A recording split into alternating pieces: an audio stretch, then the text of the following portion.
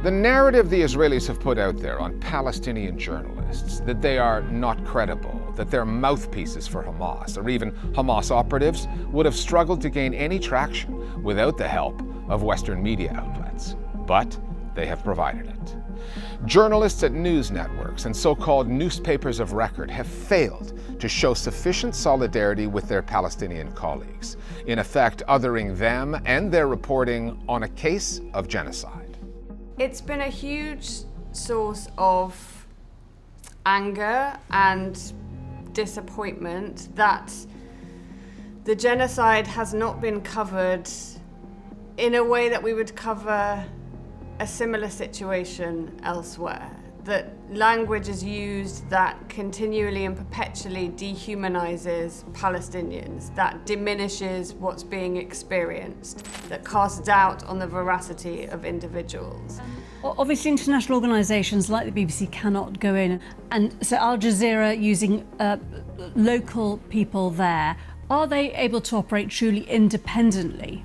I am surprised that people were less willing to do the work that we all believe is necessary as a journalist, to ask the difficult questions, to ask for proof, to ask for evidence. Our job is not simply to parrot what we're told, to quote one side and the other side. Our job is to go and investigate, to understand what really happened. When they covered, for example, Evan Gershkovich, the Wall Street Journal reporter who was wrongfully imprisoned in Russia, the headline and the lead would say, these charges are widely seen as fabricated. They do not engage in that kind of narrative when it comes to Palestinian journalists. This kind of double standard is what enables Israel to continue.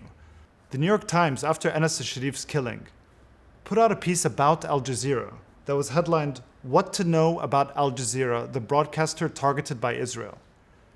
The article then goes on to talk about how governments in the Arab world, some of the most repressive governments towards press freedom in the world, treated Al Jazeera. Can you imagine if 5 New York Times journalists were killed in an airstrike and then Al Jazeera put out an article saying, "The New York Times, the paper that angers governments around the world"? This is shameful and has allowed this killing to continue.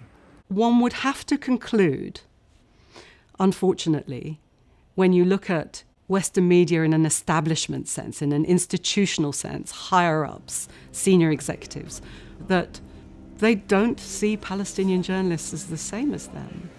They don't see them as equal. They don't see them as equally professional, because otherwise we wouldn't see what we're seeing. Obviously, Western journalists are reporting in countries that are allied to Israel, where governments treat Israel in a particular way. And the second thing is that, particularly since 9/11, we have Muslim and Arab people more widely cast as essentially an enemy within, as inherently suspicious, as inherently violent. These two narratives, together with the huge effort the Israeli state and army has made to discredit Palestinian journalists, it just creates this cloud of suspicion. And that in itself places Palestinian journalists in Gaza in a different category. And it is not an equal one.